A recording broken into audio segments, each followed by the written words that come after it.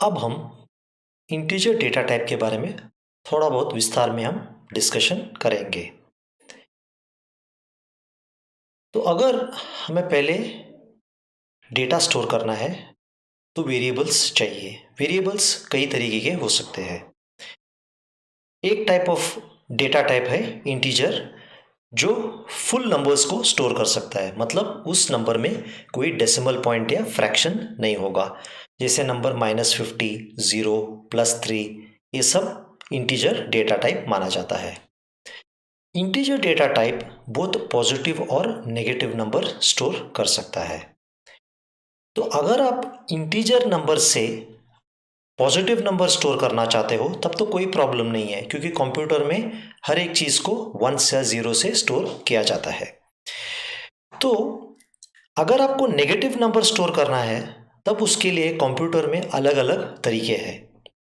सबसे पहला तरीका है एक साइंड नंबर फॉर्मेट। यानी इसमें क्या होता है, अगर समझ लीजिए मेरे पास 4 बिट है, मैं 1 को रिप्रेजेंट करना चाहता हूं जो 1 बेस 10 सिस्टम में है, तब मैं क्या करूंगा, ये जो लास्ट बिट है लेफ्ट हैंड साइड के लिए, ये बिट मैं साइन के लिए रखूंगा। अगर ये 0 होगा तब मैं कहूंगा कि ये नंबर जो 3 बिट का है पॉजिटिव है। अगर ये बिट 1 होगा तब मैं कहूंगा ये जो 3 बिट का नंबर है ये नेगेटिव है। तो अभी देखिए मैंने 1 को 3 बिट से रिप्रेजेंट किया है और ये साइन बिट 0 है, यानी कि ये +1 है। ये भी 1 है लेकिन यहाँ साइन बिट माइनस इंडिकेट कर रहे हैं, 1 मतलब माइनस नंबर है, इसलिए ये नंबर -1 है। तो नंबर साइंड हो सकता है या अनसाइंड हो सकता है। अनसाइंड का मतलब क्या है, मतलब ये जो चारों बिट है इसमें सिर्फ आप 0 या पॉजिटिव नंबर रख सकते हो। साइंड बिट का मतलब आप सिर्फ पॉजिटिव नहीं, आप नेगेटिव नंबर भी इसमें स्टोर कर सकते हो। तो जनरली आप साइंड नंबर ज़्यादा यूज़ करोगे, लेकिन फिर भी आपको अनसाइंड का कॉन्सेप्ट पता होना बहुत ज़रूरी है। तो आपको इसमें मैं ये रिमाइंड करना चाहता हूँ कि ये जो लेफ्ट मोस्ट बिट है पॉजिटिव नंबर के लिए, इस रिप्रेजेंटेशन में 0 रहेगा। अगर ये माइनस रहेगा तो लेफ्ट मोस्ट बिट 1 रहेगा। तो अभी आपको अगर साइंड या अनसाइंड समझ लीजिए रिप्रेजेंट करना है। अगर समझ लीजिए आपके पास 8 बिट्स हो, ठीक है, आपके पास 8 बिट्स हो, तो आप मैक्सिमम नंबर जो 8 बिट्स में रिप्रेजेंट कर सकते हो वो है इतना, 0 to 255।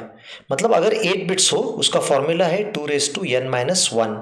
n यानी नंबर ऑफ बिट्स।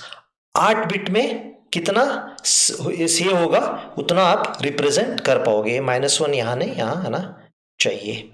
तो अगर अनसाइंड नंबर हो तो ये 0 to 255 तक 8 बिट्स में आप रिप्रेजेंट कर सकते हो।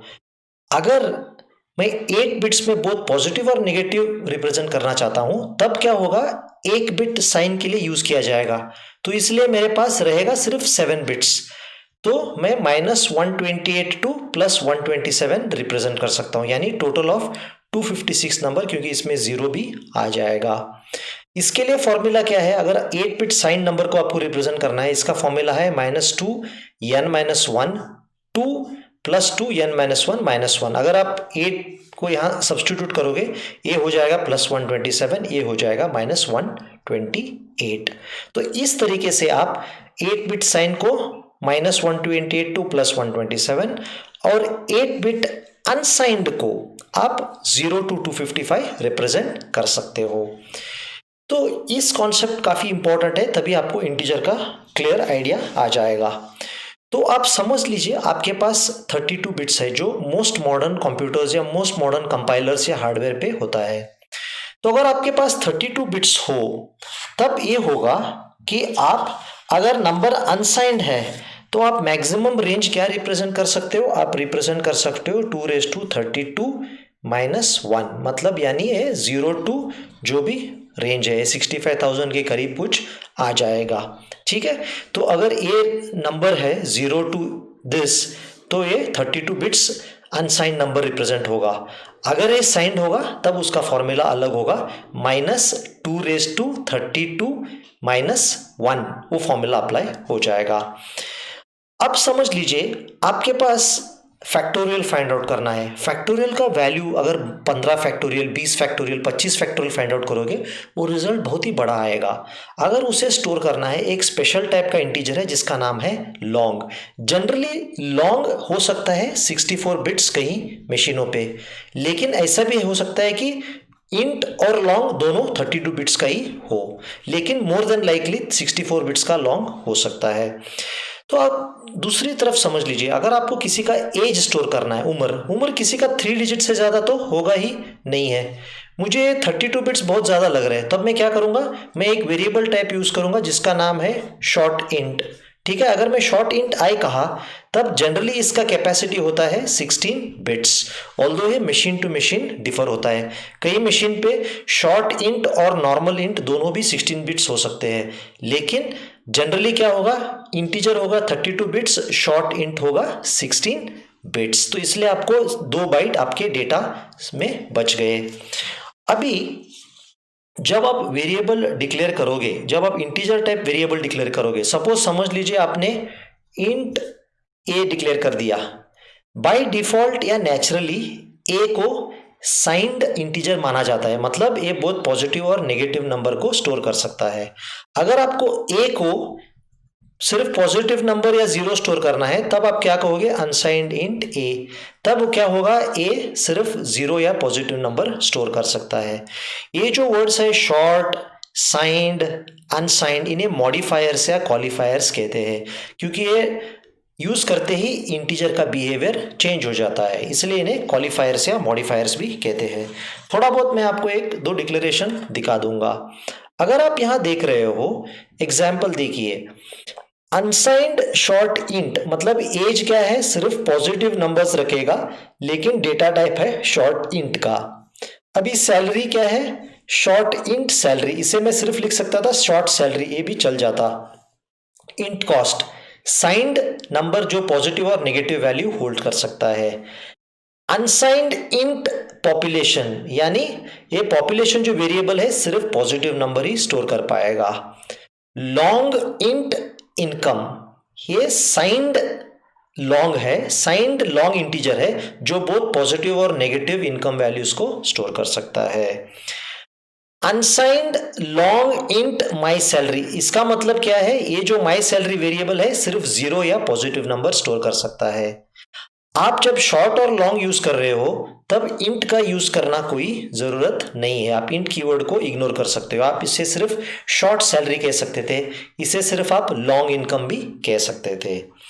तो C99 स्टैंडर्ड ने एक नया इंटीजर डेटा टाइप इंट्रोड्यूस कर दिया, उसका नाम है लॉन्ग लॉन्ग इंट और अनसाइंड लॉन्ग लॉन्ग इंट। इनका काम आता है अगर आपको बहुत ही बड़ा इंटीजर्स स्टोर करना हो, लेकिन इसमें एक कंडीशन है, ये कम से कम 64 बिट्स की कैपेसिटी होना बहुत ज़रूरी है, मिनिमम, इससे कम हो नहीं सकता। तो अगर साइंड लॉन्ग लॉन्ग इंट है तब उसका कैपेसिटी होगा -2⁻63 टू 2⁻63 -1, एक बिट कम है क्योंकि एक बिट साइन बिट के लिए यूज किया जा रहा है। अगर अनसाइंड हो, जैसे ये अनसाइंड लॉन्ग लॉन्ग, तब क्या होगा, ये मिनिमम होगा 0 to 2⁻64 -1। अभी लास्ट में मैं आपको एक थोड़ा बहुत एग्जाम्पल्स दिखाऊंगा इंटीजर कॉन्स्टेंट्स का।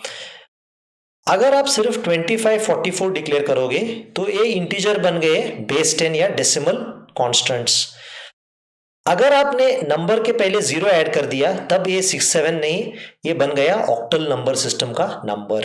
अगर आपने 0x से इसे स्टार्ट कर दिया तब ये बन गया बेस 16 या हेक्साडेसिमल नंबर। एक चीज आपको ध्यान रखना होगा, डेसिमल, ऑक्टल और हेक्साडेसिमल लेके आप अरिथमेटिक ऑपरेशंस में मिक्स मत कीजिए, एडिशन सब्ट्रैक्शन में दोनों मिला के या तीनों मिला के मत कीजिए, क्योंकि आपको खुद कंफ्यूजन हो जाएगी कि आउटपुट क्या आ जाएगा और आपको डिबगिंग में बड़ी मुश्किल हो जाएगी। ऑक्टल और हेक्स नंबर बहुत ही यूजफुल है जब आप असेंबली लैंग्वेज या लो लेवल लैंग्वेज प्रोग्रामिंग करोगे, तो आपको ऑक्टल और हेक्स का नॉलेज होना बहुत ही ज़रूरत है।